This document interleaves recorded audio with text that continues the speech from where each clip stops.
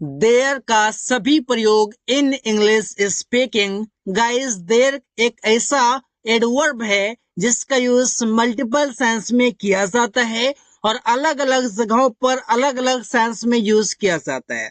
तो चलिए समझते हैं कि देयर का यूज कैसे, कहाँ और कब करना चाहिए। तो सबसे पहले हम लोग समझते हैं देयर। देयर का हिंदी मतलब तो ऐसे कुछ नहीं होगा, लेकिन सेंटेंस के एंड में आपको देखने को मिलेगा है या फिर है, जिसका आपका फॉर्मूला लग जाएगा देयर वाला कि सबसे पहले आपका लग जाएगा देयर, इसके बाद आपका लगेगा इज या फिर आर, इसके बाद आपका ऑब्जेक्ट। अब मैं बता दूंगा इसकी ये देयर जो है, ये देयर आपका एक एडवर्ब होता है और एडवर्ब से सेंटेंस शुरू होगा। और मैं ये भी बताना चाहूंगा कि देयर का मतलब तो ऐसे हम लोग जानते हैं कि वहां होता है, लेकिन जो सेंटेंस मैं आपको बताने जा रहा हूं उस सेंटेंस में ये देयर का मतलब वहां नहीं होगा। तब इसका हिंदी मीनिंग क्या होगा? इसका हिंदी मीनिंग कुछ नहीं होगा, सिर्फ सेंटेंस में सब्जेक्ट के स्थान पर यूज किए जाने के लिए इसका इस्तेमाल करते हैं। और सीधी सी बात समझिएगा कि ऐसा सेंटेंस भी होता है गाइस जिसमें कि सब्जेक्ट होता ही नहीं। अब जिस सेंटेंस में सब्जेक्ट नहीं होता है उस सेंटेंस में देयर का यूज करते हैं। अब मैं बता दूं कि एक गाय है। अब एक गाय है, मैं आपको बताऊं कि एक गाय है, ये सेंटेंस मुझे ट्रांसलेट करनी है इंग्लिश में, कैसे होगा? आप सोचेंगे अ काउ इज कर दे, क्या ये सेंटेंस सही होगा? या फिर आप सोचेंगे कि कर दूं कि इज अ काउ, क्या ये भी सेंटेंस सही है? तो दोनों का दोनों सेंटेंस आपका इनकरेक्ट है। तो फिर करेक्ट सेंटेंस क्या है?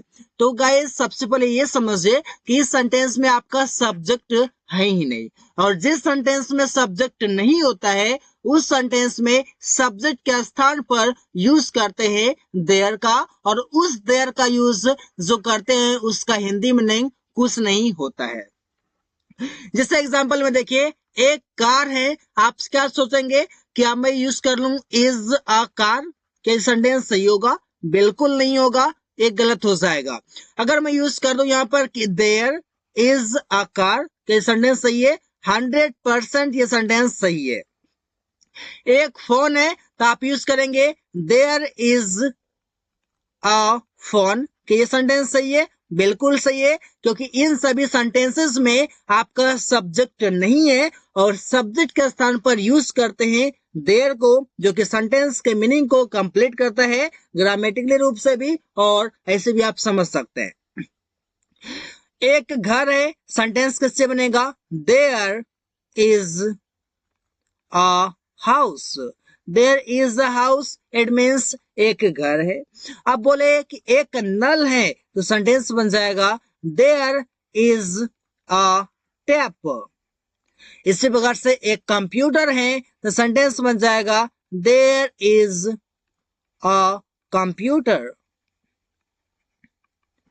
इस प्रकार से आप कई सारे सेंटेंसेस बनाते हैं और इंग्लिश स्पीकिंग में जब आप यूज करते हैं तो कंफ्यूज कर जाते हैं कि इन सभी सेंटेंसेस को आखिर ट्रांसलेट किया कैसे जाए। तो ट्रांसलेट करना है इसी प्रकार से, और ये देयर आपका एक एडवर्ब होता है, इस बातों को आपको ध्यान में रखनी है। अब मैं बता दूं कि ये आपका जो देयर है, ये देयर के अनुसार आपका वर्ब नहीं लगता, क्योंकि ये सब्जेक्ट का स्थान पर तो आता है, लेकिन इस सब्जेक्ट के अनुसार, मतलब ये देयर के अनुसार आपका वर्ब डिसाइड नहीं होता है। तो एक्चुअली सेंटेंस में तब सब्जेक्ट होता कौन है? कौन है जो कि सेंटेंस में सब्जेक्ट है? यहाँ पर देखिए आप स्ट्रक्चर में जो लिखा हुआ है देयर इज या आर प्लस ऑब्जेक्ट, ये एक्चुअली ऑब्जेक्ट नहीं है, ये ऑब्जेक्ट आपका नहीं है, तो है ये क्या? ये आपका सब्जेक्ट है। इसी के अनुसार आपका वर्ब डिसाइड होता है। अगर ये आपका इज और आर के बाद जो लगा हुआ है, ये आपका कोई भी वर्ड जो आता है, अगर वो आपका सिंगुलर है तो आपका इज आएगा, और अगर आपका वो प्लुरल है तो आर आएगा।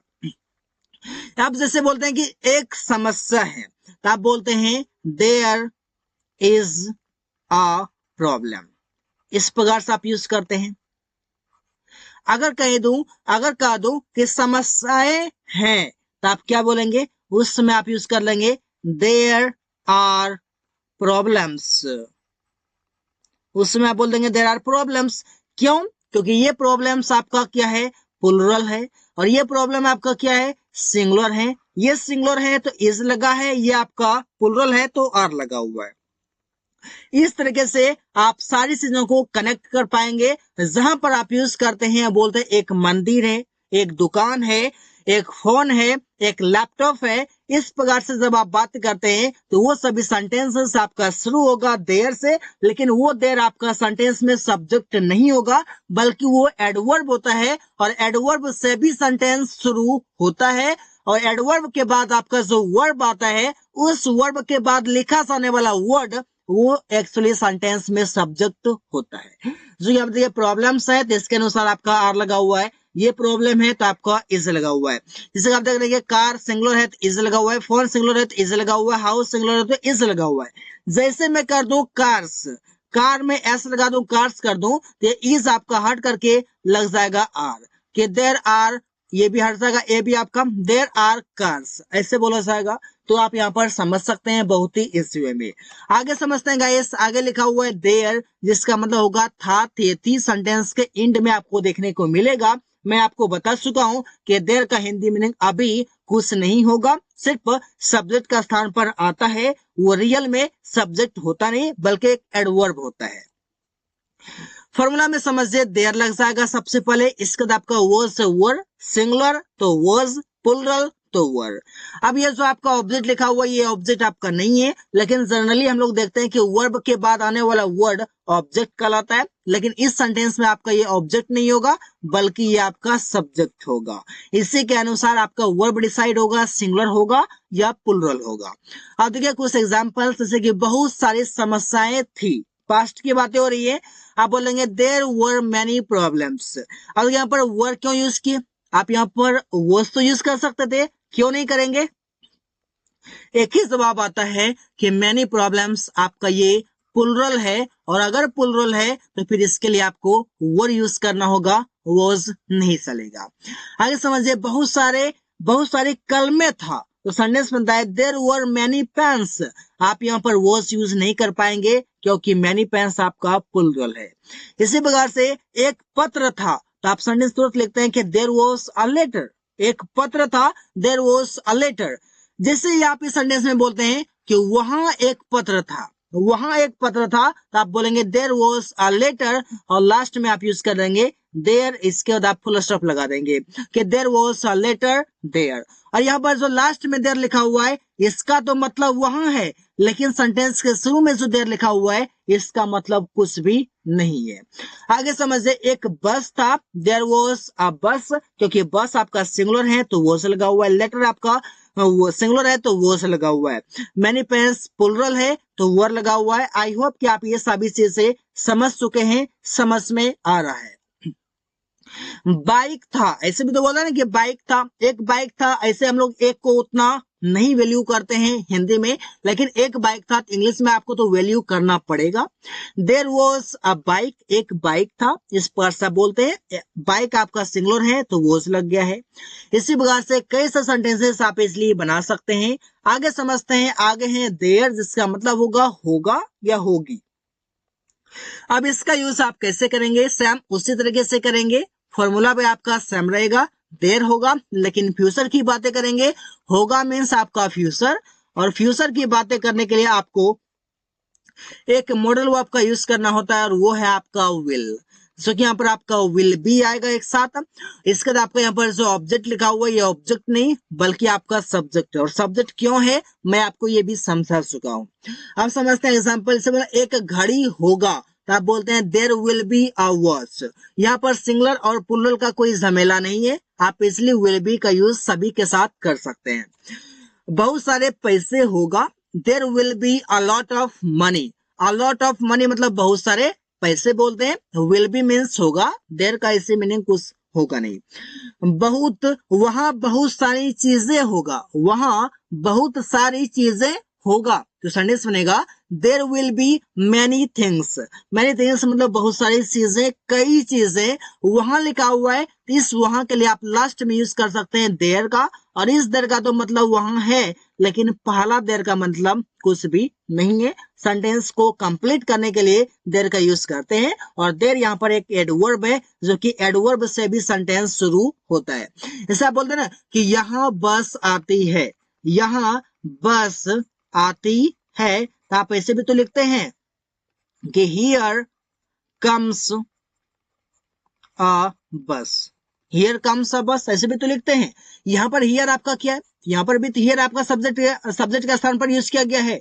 एक्चुअली बस आने का काम कर रहा है, तो बस यहाँ पर सब्जेक्ट है, इसी के अनुसार आपका यहाँ पर कम्स लिखा हुआ है। इसके अनुसार कम्स नहीं लिखा हुआ है। अगर इसके अनुसार आता तो फिर भी वॉज और वर का तो झमेला ही नहीं रहता, इस और आर का झमेला ही नहीं रहता। सबके साथ इज यूज करते, या फिर आर यूज करते, या फिर वर यूज करते, या फिर वॉज यूज करते। वहां पर आपका सिर्फ समझना यह है कि वर्ब के बाद आने वाला जो वर्ड है वो आपका सिंगुलर मतलब कि सब्जेक्ट होता है, जैसा सब्जेक्ट होगा वैसा वर्ब लगेगा। आगे समझिए कुछ होगा, जैसे बोलते हैं ना कि कुछ होगा, तो सेंटेंस बोलते हैं देयर विल बी समथिंग। कुछ होगा मतलब कुछ होगा, कोई चीज होगा, तो देयर विल बी समथिंग ऐसे बोलते हैं। या फिर बोलते हैं वहां कोई होगा, वहां कोई होगा, तो बोलते हैं देयर विल बी समवन। वहां मतलब देयर विल बी समवन मतलब कोई होगा, ये वहां का मतलब है वहां, मतलब वहां कोई होगा, there will be someone there, ऐसे आप यूज करते हैं। देयर मीन्स हुआ करता था, हुआ करता था के सेंस में भी आप देयर का यूज करते हैं, उस सेंटेंस में भी देयर का यूज किया जाता है।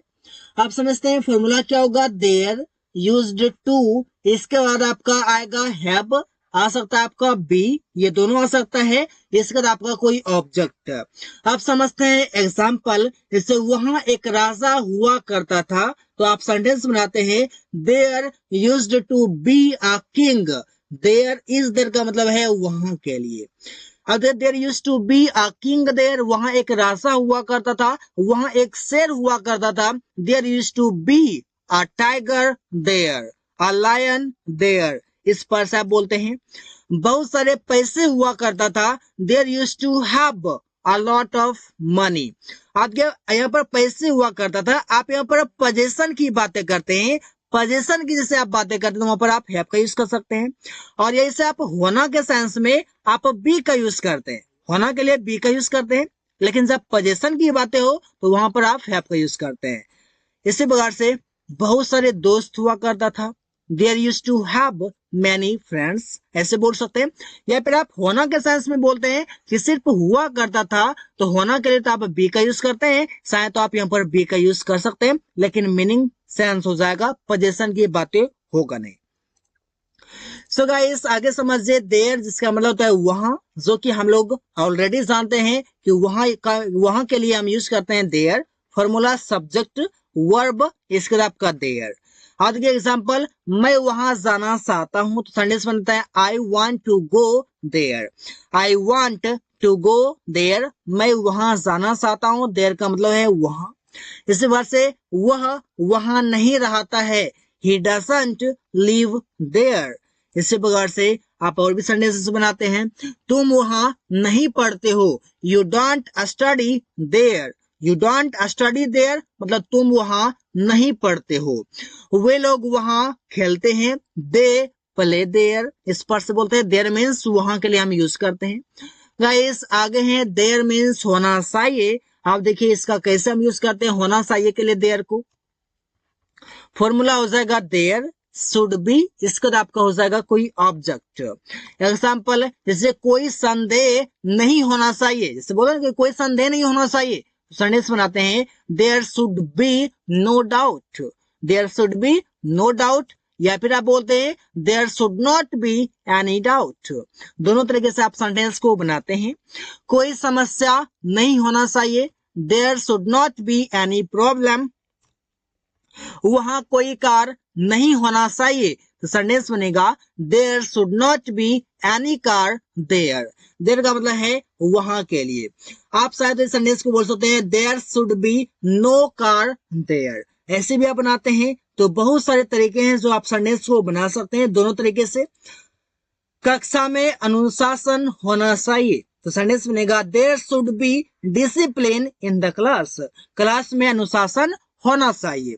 सो guys, thanks for watching, that's all for today. आज की वीडियो में आपने सीखा देयर के यूजेस, कि देयर का यूज हम कैसे यूज कर सकते हैं।